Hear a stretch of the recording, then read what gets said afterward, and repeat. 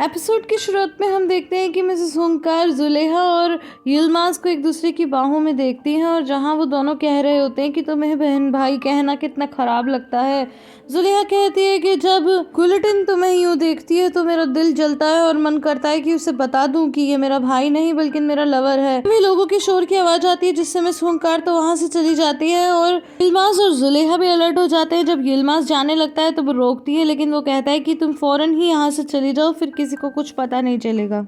देर में हम कुछ भीड़ को हल्ला मचाते हुए देखते हैं, जहाँ पर हम देखते हैं कि नदी के किनारे मिस हामिने खड़ी है। और गाइस मैं आपको यहाँ बता दूं कि अभी भी मुझे ये क्लियर नहीं हुआ कि ये दैमिर की दादी है या नानी है, क्योंकि मिस हुंकार तो उन्हें माँ कहती हैं और जिस तरह का उन लोगों के बीच में रिलेशन है उसे देख के तो यही लगता है कि शायद वो उसकी नानी है।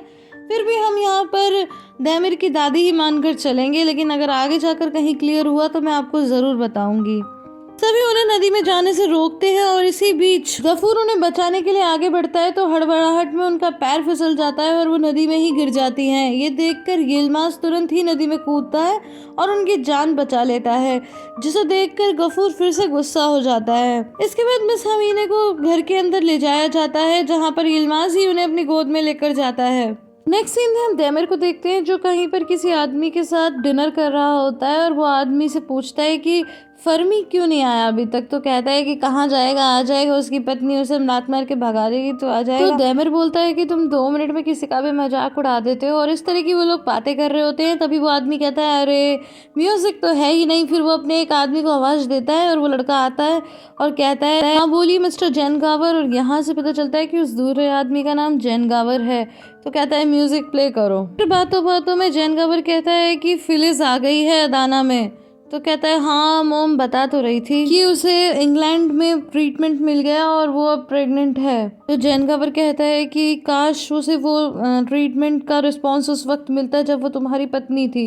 लेकिन दैमिर कहता है कि अच्छा ही हुआ कि उस वक्त नहीं हो पाया ये सब, वरना मैं उसे डिवोर्स नहीं दे पाता। तो जैन गावर कहता है कि हाँ ये भी सही है, क्योंकि अगर आप लोग खुश नहीं हैं तो फिर शादी एक बुरी चीज बन जाती है। नेक्स्ट सीन में हम देखते हैं कि यिल्माज़ मिस हामिने को रूम में ले जा रहा होता है अपनी गोद में और तभी मिस हुंकार जुलेहा से कहती है कि बेटा जल्दी से एक ब्लैंकेट ले आओ और गफूर से कहती है कि जरा देखना कि और लोग कमरे में ना आए प्लीज। तभी वहाँ मिसेस शर्मीन आ जाती हैं और कहती है कि भाभी मुझे तो अभी भी पता चला क्या हुआ।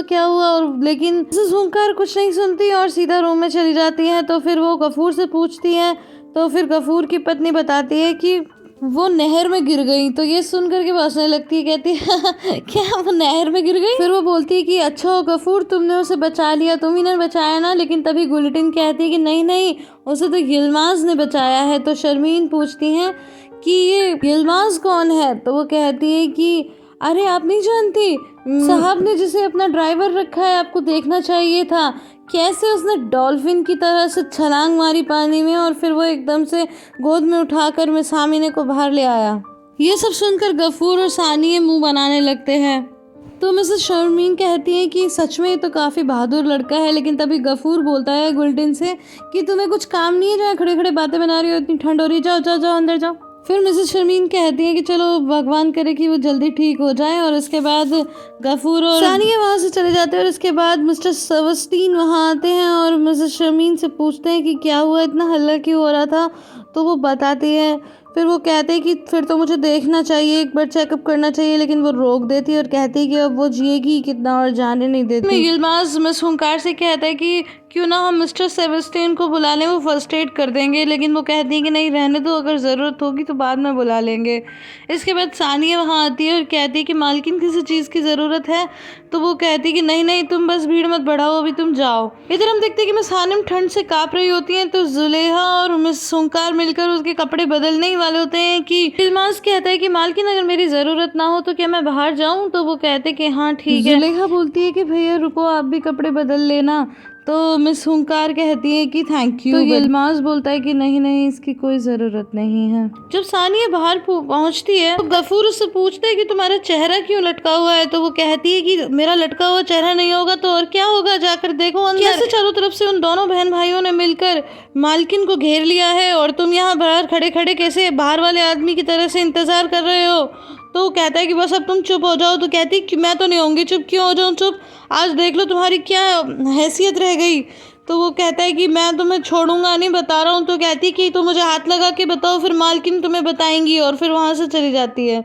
जब यिल्माज बाहर आता है तो गफूर उसे रोक लेता है और कहता है कि तुम तो हीरो बन गए। तो यिल्माज कहता है कि बेकार की बातें मत करो, मुझे जाने दो। तो फिर उसे हाथ पकड़ के रोकता है और कहता है कि तुम ऐसे नहीं जा सकते, पहले मेरे सवालों का जवाब दो। जब सब लोग यहाँ वहाँ ढूंढ रहे थे मिस हानम को, तो तुम कहाँ थे?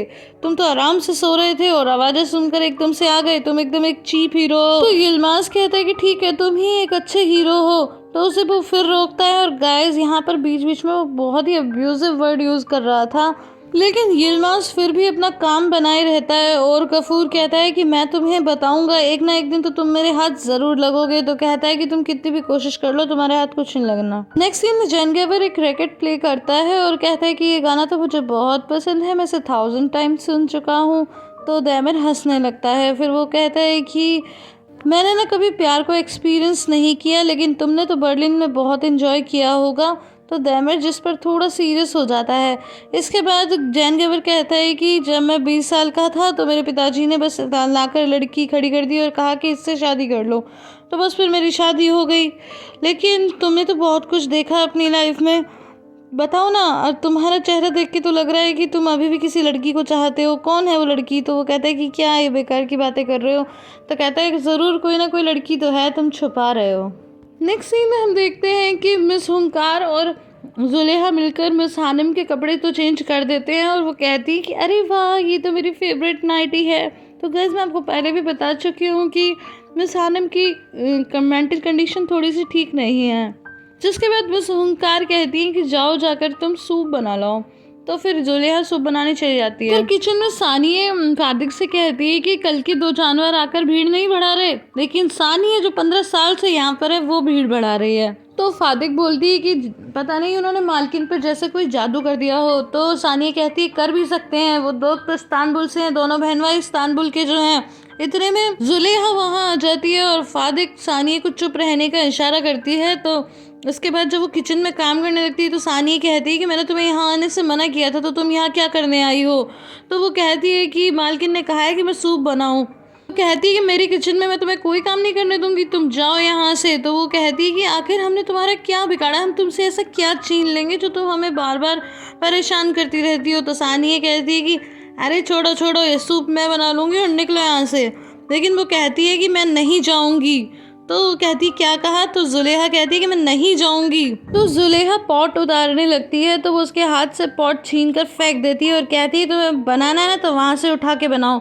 लेकिन जब जुलेहा नीचे झुककर उठाने की कोशिश करती है तो वो पैर से उसे और दूर खिसका देती है। और फादिक बीच बीच में सानिया को रोकने की कोशिश करती है।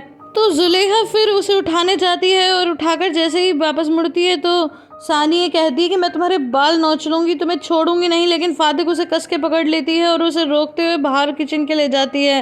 वो यही कहती रहती है कि फादिक मुझे छोड़ दो, मैं इस जुलेहा को बताऊंगी। लेकिन वो उसे बाहर ले जाती है और उसके जाते ही जुलेहा रोना शुरू कर देती है। गाइस, आई होप आपको ये वीडियो पसंद आई होगी। अगर पसंद आई है तो इसे लाइक शेयर एंड कॉमेंट करना बिल्कुल भी ना भूलें। फिर मिलती हूँ अगली वीडियो में, तब तक के लिए bye bye and take care.